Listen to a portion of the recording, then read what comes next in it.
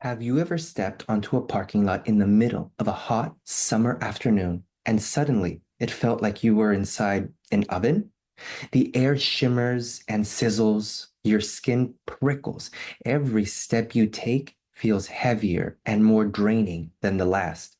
It's not just your imagination, it's called the urban heat island effect. And it's not just uncomfortable, it's deadly. Across America, cities are heating up, not just because of climate change, but because of how we've built them. Concrete, asphalt, glass, endless parking lots. These spaces are designed for cars, not for people. These hard surfaces trap heat, raising local temperatures by as much as 10 to 15 degrees compared to nearby shaded natural areas. Nearly 80% of Americans now live in urban areas. And as our cities expand, we often forget that our urban design policies have real world and lasting consequences. Neighborhoods with fewer trees and more pavement bear the brunt of the extreme heat. And unfortunately, not everyone shares that burden equally. What we saw, city after city, was a clear pattern. The lower the income, the lower the shade. The hotter the pavement, the harder the life. Here in Southern California, the contrasts are striking. Claremont, often called the city of trees and PhDs, is known for its lush and verdant neighborhoods and academic spirit. Just a few miles away, however, the Inland Empire tells a different story. An ever-growing landscape of warehouses, industrial parks, and sprawling parking lots now defines much of the region. And once again, the parking lot becomes the symbol of this inequality. A place that absorbs heat, reflects it back into the air, and offers no relief.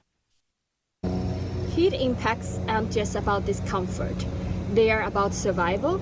Studies have shown that during heat waves, emergency room visits increase significantly, especially among the elderly, young children, and the people with pre existing conditions. According to a study published in Environmental Health Perspective, a 1 Fahrenheit increase in daily maximum temperature can result in a 2 to 3% rise in heat-related hospital visits during extreme heat events.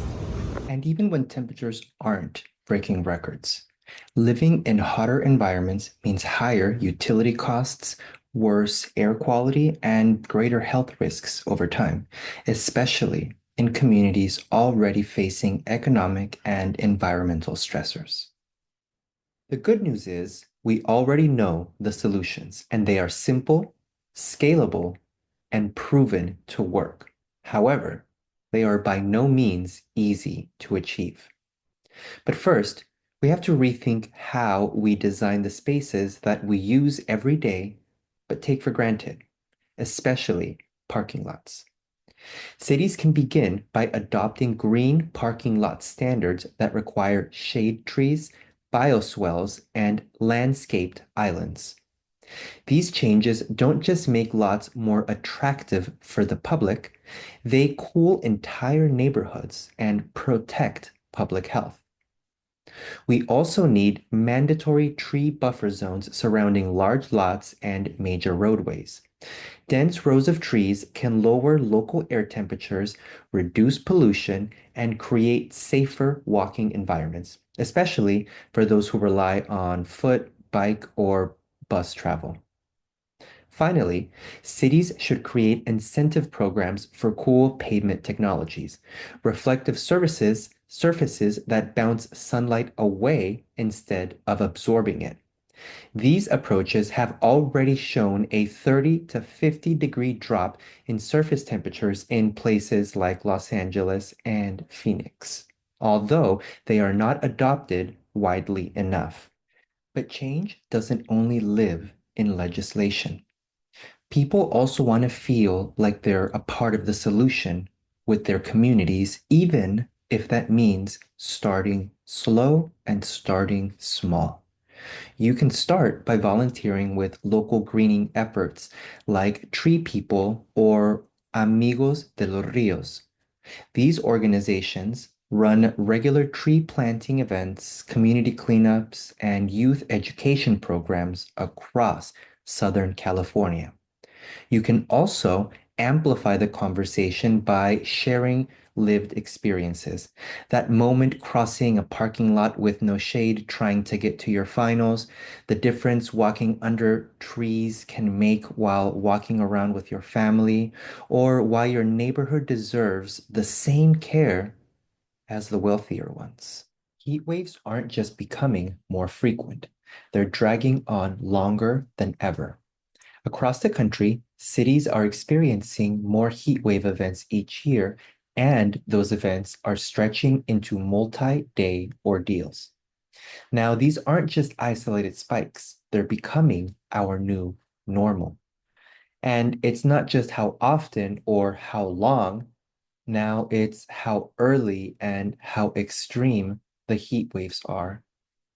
In many regions, including our own Southern California area, the heat waves are starting sooner and ending later, with each wave pushing further past safe limits.